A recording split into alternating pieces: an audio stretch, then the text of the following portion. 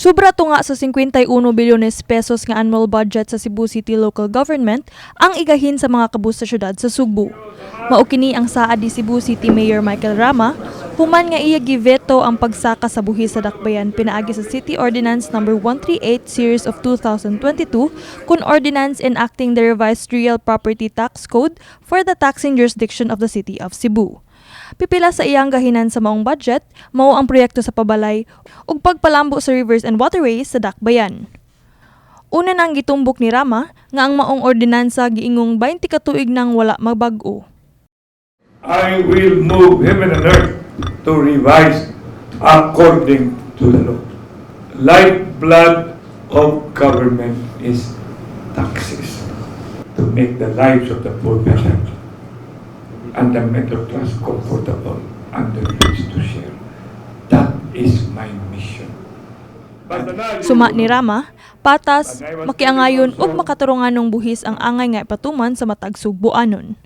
Kinahanglan nga ang kasamtangan nga market values sa mga kabtangan sa dakbayan sa Sugbo ang mupatigbabaw.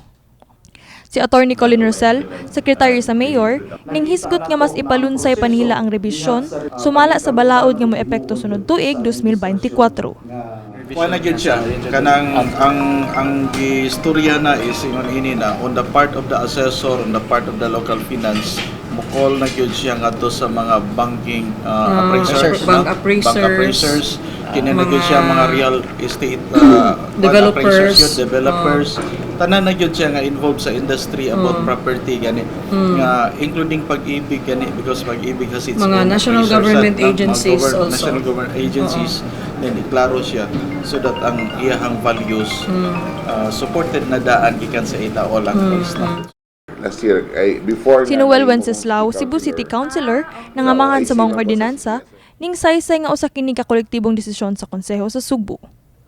When we approved the ordinance, it was a collective decision of the council.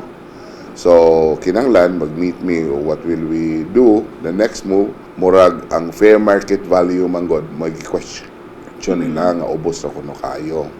Which, para nako, is true because only 50% nga among gi-consider for tax purposes. Nagkanayon si Rama nga paningkamutan niyang makabot ang 51 bilyones nga annual budget aron makabot ang Singapore like Cebu City. Kini si Queenie Holigon alang sa MyTV Cebu.